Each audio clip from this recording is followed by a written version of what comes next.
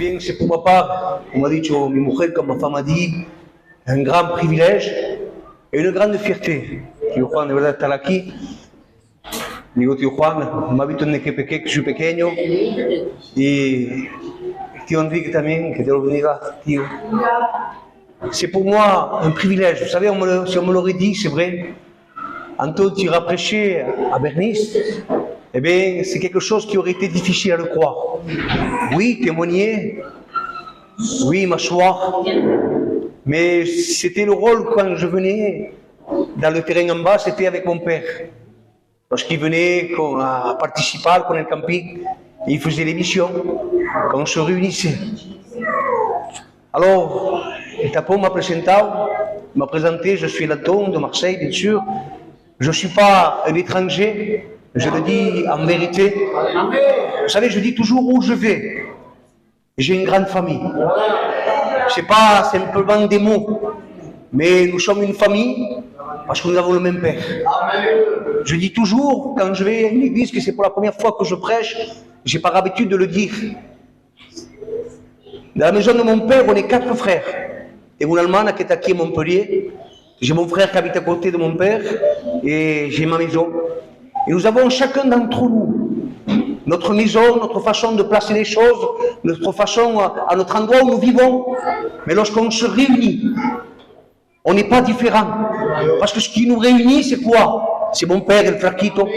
Et ce soir, ce qui nous réunit ce soir ici, même que l'église, enfin, du moins le local, est à Bernice, que mon local est à Marseille parce que j'habite pas loin de là-bas, mais lorsqu'on se réunit, nous sommes une seule église. Parce que notre Père, c'est le même. Amen. Alors ce soir, je suis vraiment heureux. Cuando mi hermano, tío Juan me llamó, nos vimos, il dit, Anton, il va falloir que tu passes nous voir. Il n'y a pas de problème. Et je crois de tout mon cœur, ce ne sera pas la dernière fois. Même no pas prédicar, pour rendre visite à mes frères. Et cuando el Tapón me llamó, il me dijo, Anton, tu viendras apporter la parole de Dieu. Je ne vous cache pas.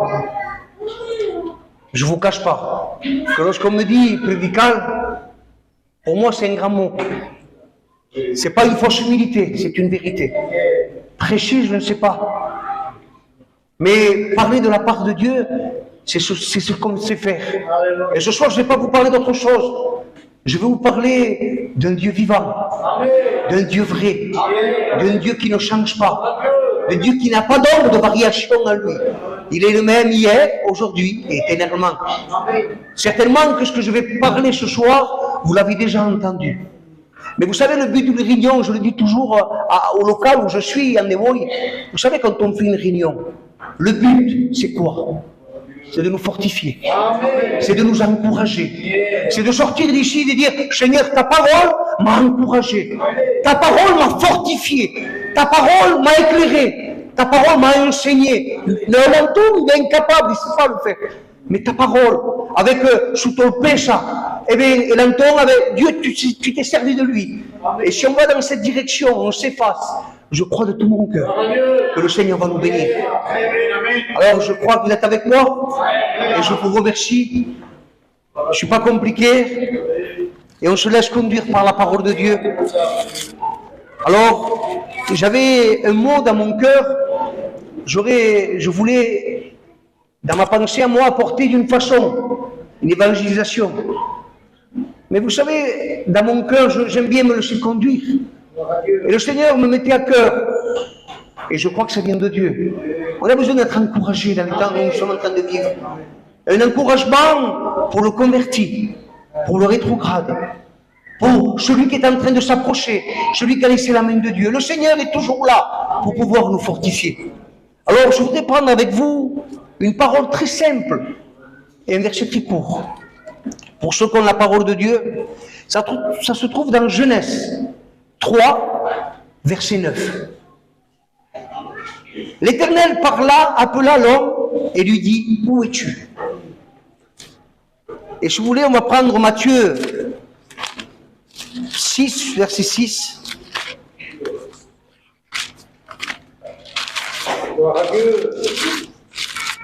Dieu va poser une question.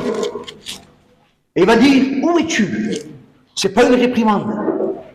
Le thème de ce soir, vous savez, j'aime bien poner un thème à mi mensaje, ou du moins à la pensée que Dieu m'a donnée. Et la pensée de ce soir, le thème, c'est que Dieu cherche des hommes, pas un homme et une femme, des hommes et des femmes qui se démarquent. Pour pouvoir bénir, justement. Pour pouvoir donner ce qu'il a besoin. Alors il pose une question. Et là, Dieu pose une question à ses enfants, à ceux qui connaissent. Où es-tu? Et ce que Dieu aime, une personne qui se démarque, alors on peut le trouver dans Matthieu 6, verset 6. Il dira ainsi: mais quand tu pries, entre dans ta chambre, ferme ta porte et prie ton Père qui est dans les lieux secrets. Et ton Père voit dans le secret et il te le rendra. Vous l'avez compris ensemble?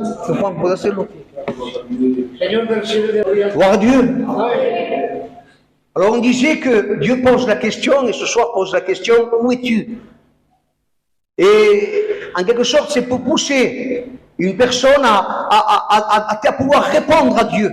Et vous savez, dans la Bible, on peut voir des personnes qui se trouvent dans des endroits, dans des situations, dans un état, qui voudraient peut-être se démarquer auprès de Dieu. Et ce soir, on va parler bien sûr du positif, pas du négatif. Mais je ne peux pas commencer sans passer par là. Et Bissachine, que Dieu demande: où sommes-nous? Pourquoi? Parce qu'il veut bénir. Vous savez, l'intérêt de Dieu, ce n'est pas de frapper. Dieu n'est pas venu juger, mais Dieu est venu sauver. Amen. Alléluia, il est notre avocat pendant la grâce. Et le but de Dieu, jusqu'au dernier souffle que nous puissions avoir, ou jusqu'à qu'il ne serait pas revenu encore, son but à lui, c'est de nous aider et de nous encourager. Amen. Alors je disais, où sommes-nous? Et on va voir des hommes dans la Bible qui ont tendance à se démarquer, mais pas comme il faut. Alors j'ai pris quelques exemples. Un des hommes qui s'est démarqué d'une façon, mais qui n'était pas bonne, c'est Caïn. Caïn s'est démarqué en tuant son frère. Jacob s'est démarqué en volant la bénédiction à son frère. Aaron, à un moment donné, il s'est démarqué en prenant la place de Moïse. Quand le peuple se plaignait et Moïse tardait à venir. Et il y a encore un homme, ou des hommes, c'est les 11 frères. Eux, ils vont se démarquer d'une façon aussi négative. C'est-à-dire qu'ils vont vendre leur frère Joseph. Alors on commence, bien sûr, d'un côté négatif, mais c'est pour dire, quand les hommes veulent se démarquer de leur manière à eux, automatiquement ça va vers le bas. Et nous voyons que ces 4 exemples que j'ai pu prendre, ce sont des actions qu'ils ont fait par jalousie. Un a volé la vie à son frère, un autre la bénédiction, un autre a volé la place, et l'autre a volé les habits. Voilà ce que donne lorsque dans ce monde, les hommes veulent se déplacer par leur action, par leur pulsion, par leur pensée. Mais ce soir, le Seigneur voudrait nous dire: je veux vous expliquer comment j'aime une personne qui se démarque. Amen. Et nous voyons dans la Bible des gens qui se sont démarqués, des hommes qui ont essayé. Et vous savez, il y a un homme en particulier pour ma part. Et quand mi hermano m'a llamado, me he acordado de esa historia. C'est une histoire que Dieu m'a parlé beaucoup. C'est un homme qu'on appelle Abdias. Je ne sais pas si vous connaissez tous. C'est un roi. Un roi qui va se retrouver un jour dans une situation. Et sa façon de se démarquer, en quelque sorte, ça va plaire à Dieu. Alors, si vous permettez, on va faire un petit rappel, un petit retour en arrière. Abdias était l'arrière-petit-fils de David. Ah si, non m'engagne. Alors, David était celui qui a été après Saül. Saül a été un roi choisi par l'homme, destitué par Dieu. Dieu a choisi David, qui a réuni le peuple, qui a dirigé la nation comme Dieu a voulu. Ensuite est venu son fils Salomon, qui va construire un temple à la gloire de Dieu. Mais malheureusement, à un moment donné, il va faire des choses encore plus horribles, les hauts lieux. Pourquoi? Parce qu'il s'est démarqué encore une fois par son action. David, lui, s'est démarqué selon la volonté de Dieu. Amen. Salomon, lui, lorsqu'il a voulu se démarquer comme Dieu voulait, ça allait. Quand il a mis son grain de sable, on va dire, et bien là, il va faire des hauts lieux, une abomination à Dieu. Alors vous savez, on dit lorsqu'on sème le vent, on récolte la tempête. Il va venir son fils, Roboam, qui lui va faire encore des choses pour se démarquer, mais qui ne sont pas la gloire de Dieu. Alors qu'est-ce qui va se passer? Et c'est là le thème de mon message. Abijah, un jour, va hériter en quelque sorte de tout le mal qui restait. Tapons. Le peuple était en division. Tout ce que David avait fait, c'était à cause de l'homme, à cause de son action, va se diviser. Et là, Abijah, lui, il est dit qu'un jour, il va se confronter. Lorsqu'on prend son histoire, il va se trouver dans une bataille. Voilà comment commence son histoire.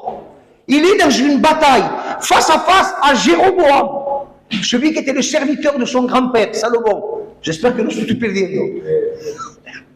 Je vais vous expliquer l'histoire pour que vous rentrez avec moi. Et là, il se trouve devant une évidence, la perdition. S'il combattait, s'il se démarquait avec sa force, il était perdu. Et là, bénissons le nom de Dieu, voilà pourquoi Dieu dit, où es-tu? Et quand tu rentres dans le secret, c'est-à-dire quand tu cherches à te démarquer dans les yeux de l'Éternel et pas devant les hommes, Dieu approuve. Et vous savez ce qu'il va faire cet homme?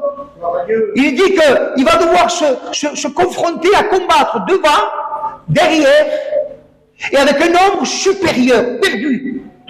Mais bénissons le nom de Dieu. Ce soir, ce que Dieu voudrait nous rappeler, c'est de dire que si dans notre vie, des fois, il y a des situations qui nous dépassent, si ce qu'on attend n'arrive pas, si l'œuvre de Dieu n'avance pas comme nous on veut, si les choses que nous désirons n'arrivent pas, le Seigneur, son but à lui, c'est de donner. Mais il veut qu'il y ait des hommes et des femmes qui se démarquent avec des actions spirituelles et non pas charnelles. Et vous savez ce qu'il va faire cet homme? Cet homme, il va commencer à réfléchir. Devant la perte, devant la ruine, devant le désespoir, j'ai pas de mots pour expliquer. Et là, il va se rappeler, il va dire, attends, permettez-moi d'imaginer un peu, attends, là, on a perdu. Mais, Éternel, tu as dit à mon père David qu'il ne manquera pas de trône dans sa maison, à Sinéa. Et vous savez, on va dire que cela va plaire à Dieu. Sa démarcation va lui plaire, sa façon de se démarquer, ça va lui plaire. Il va dire, Seigneur, tu as dit qu'il ne manquera pas de trône dans la maison de David. Tu as fait une alliance avec mon père David. Si moi, je me démarque de la façon que tu veux, si je reprends cette alliance, tu n'as pas le choix que de venir. Et ça va plaire à Dieu. Et ce soir, on voudrait se dire, si des fois il y a des choses qui manquent, si des fois il y a des portes qui sont fermées, s'il y a des situations qui ne s'ouvrent pas, s'il y a des guérisons qui n'arrivent pas, s'il y a des bénédictions qu'on n'arrive pas à recevoir, c'est pas la faute de Dieu. Mais le Seigneur ce soir voudrait nous rappeler à l'Anton, ami, il m'a parlé comme ça, Anton. J'aime bien quand tu te démarques, mais dans ma direction. Lui, il ne s'est pas démarqué en faisant des guerriers, en faisant des stratagèmes pour attaquer. Non, il va prendre l'épée. Il va dire, tu as fait une alliance avec mon père. L'épée est symbole de l'esprit de la parole. Et lorsqu'on prend la parole de Dieu, il n'y a pas moyen, il n'y a pas d'autre solution. L'ennemi est vaincu. Lorsqu'on fait valoir la vérité de la parole, qu'est-ce qui se passe? La bénédiction arrive. Et nous voyons dans la Bible qu'il y a plein d'hommes comme cela, qui se sont démarqués. Vous voulez comprendre quelques exemples? Il y a des hommes qui se sont vus incapables. Mais dans leur action, dans leur acte, sans le savoir, ça a plu Dieu. Il y a un homme qui s'appelle Gédéon. Gédéon se cachait. Gédéon était là en train de battre le froment à Sinéa. J'aime bien demander aux anciens toujours. À Sinéa. Et là, vous savez ce qu'il va dire? Voyant héros. L'ange va se présenter à lui. Voyant héros. Moi, voyant héros. Mais je suis en train de me cacher. Mais ce que l'Éternel voyait, c'est qu'il était en train de garder ce qu'il fallait. Et nous sommes appelés aujourd'hui, même que les ennemis se lèvent, même que les tempêtes, même que les parties adverses se lèvent, de garder ce qu'on a reçu. Et le Seigneur, cette action de se démarquer, ça lui plaît. Parce que nous sommes de ceux qui persévérons. Le Seigneur, non, je fais rien, Seigneur. Oui, mais tu es en train de garder ce que je t'ai donné. C'est ce qui importe. Et à travers lui, la délivrance va arriver. Et peut-être il y a des situations qu'on n'attend pas. Vous savez, Abidjan va combattre par devant et derrière. Et quant au India, Tapon, on n'a pas seulement à combattre, et pardonnez-moi, je ne veux pas me déplacer. On n'a pas à combattre seulement contre le monde, mais au sein même des croyances aujourd'hui, on nous fait la guerre. Et si on combattrait avec des forces pour pouvoir nous justifier, on est perdu. Le monde nous gagne. Les diversités nous gagnent. Charnellement, bien sûr. Mais si on sort la parole de Dieu, si on garde ce qu'on a reçu, si on ne dépasse pas les bornes anciennes, Abidjan n'a pas dépassé les bornes anciennes. Il n'a pas joué une nouvelle stratégie. Il est revenu au principal. Seigneur, tu as dit qu'il ne manquera pas de trône dans la maison de mon Père. Et j'en fais partie. Et je fais valoir l'alliance que tu as fait. Et ce soir, on voudrait se dire, Seigneur, je veux faire partie de l'Ocolonnement en commençant. Je fais partie, moi, du réveil qu'il y a eu quand il y avait Bernice. Et aujourd'hui, je me dis, Seigneur, moi c'est vrai, je ne sais pas. Moi, humainement, j'ai perdu, je ne sais pas prêcher, je ne sais pas avancer, mais voilà. Je me dis comme il m'en tapon. On s'unit ensemble devant le Seigneur et on fait valoir la parole de Dieu. Pas pour apporter une nouveauté, seulement pour faire ressortir ce que Dieu a fait avec nos anciens. Et c'est le message de ce soir. Alors tu pourrais dire ce soir, Brianton, tu es en train de parler dans le travail du ministère. Non. Mais je voudrais te dire aussi dans la vie spirituelle. Il y a des personnes qui se sont démarquées dans la Bible. Dans leur action, ils ont décroché la bénédiction. Ce n'est pas que la bénédiction dépend de notre effort, mais Dieu a préparé des œuvres d'avance pour qu'on puisse les préparer, pour qu'on puisse les faire. Et Dieu fait des choses que nous sommes appelés à accomplir. Amen. Mais tant que nous ne les accomplissons pas, Dieu ne peut pas agir. Je m'en pardonne à Dieu de parler comme ça. Il y a une femme, pendant 12 ans, qui était malade. 12 ans qu'elle attendait. On aurait dit qu'elle n'en pouvait plus. Et au moment d'arrêter, d'abandonner, un jour-là, Jésus va passer. Et elle entendait parler de ce Jésus qui guérissait. Elle le croyait parce qu'elle s'est approchée. Mais si elle aurait fait que s'approcher et écouter, elle n'aurait rien obtenu. Et par la foi, peu importe que les gens l'écrasaient, peu importe que les gens ne la considéraient pas, elle va s'humilier. Elle va toucher le bord du manteau. Et Dieu va voir cela. Dieu va le voir, va le remarquer. Dieu va voir, va dire, quelqu'un m'a touché. Et personne ne s'est rendu compte. Laisse-moi te dire que si tu es en train de passer un problème, que personne ne le sait, si tu te démarques en t'humiliant, en t'agenouillant devant Dieu, et en continuant, peu importe ce que les gens disent, je te dis que Dieu ce soir le voit. Et c'est une certitude, c'est pas moi. On ne se fait pas une autosuggestion, c'est la parole de Dieu qui le dit. Il y a des personnes peut-être qui se disent, mais bon, moi je suis trop vieux. Moi ça y est, c'est passé, je ne peux plus rien faire. Vous voulez que je vous donne un exemple? Il y a une femme que personne ne faisait attention à elle. On aurait dit qu'elle était trop vieille. Era una viuda, parece a mí, que había las 2 pièces, que avait les 2 pièces. Et cette vieille femme va se démarquer avec son humilité, avec sa pauvreté. Elle croyait que personne ne la voyait. Elle va prendre ces 2 pièces et elle va les mettre alors que personne ne regardait. Et Jésus va aimer cette action. Jésus va remarquer son état. Et on se dit peut-être, moi je fais rien, je suis trop âgé, je suis dépassé. Laisse-moi te dire que le Seigneur voit chaque pas quand tu viens à la réunion. Le Seigneur voit quand tu te déplaces. Le Seigneur voit quand tu fais un effort, que peut-être les gens ne le voient pas. Lui, il le voit. Continue. Il te bénira. Regardez ce qu'a fait Jésus. Il a pris comme exemple cette femme que personne ne faisait attention pour donner exemple à ses disciples. Vous comprenez? Il y aurait tellement d'exemples dans la Bible. La personne qui ne connaît pas Dieu, d'accord, tu es en train de parler de guérison, tu es en train de parler pour travailler, mais moi je ne connais pas Dieu. Ou du moins je n'arrive pas. Il y a des hommes dans la Bible qui ont essayé de se démarquer. Le jeune homme riche, tout le monde connaît cette histoire. Le jeune homme riche va s'approcher. Bon maître, devant tous les gens, que dois-je faire pour être sauvé? Et combien de personnes viennent à la réunion et veulent se démarquer par leur œuvre, veulent se démarquer par leur action. Et le Seigneur ce soir nous dit, c'est pas de cette façon. Et il prend comme exemple cet homme. Il va dire, vends tout ce que tu as et donne-le aux pauvres. Renonce à ton ego, renonce à ta personne pour que je puisse toucher ton cœur et viens et suis-moi. Et ça n'a pas plu à l'homme. Pourquoi? Parce que c'était la façon qu'il voulait que Dieu voulait qu'il se démarque. L'homme voulait se démarquer à sa façon. Mais il y a un homme dans la Bible, un homme où c'était foutu pour lui. Cet homme était quelqu'un même qui injuriait Dieu, Jésus, qui parlait mal. Mais lorsqu'il va entendre parler des paroles merveilleuses, vous savez ce qu'il va faire? Il va écouter avec un cœur attentif. Et là, il va dire une parole. Parece ser que ni se arrepiente. Il dit juste, rappelle-toi de moi, devant tout le gens. Rappelle-toi de moi, quand tu seras dans ton règne. Et le Seigneur l'a dit aujourd'hui même. Il s'est démarqué de celui qui était à côté. Il va même lui dire, pour nous c'est justice, mais regarde l'amour qu'il a.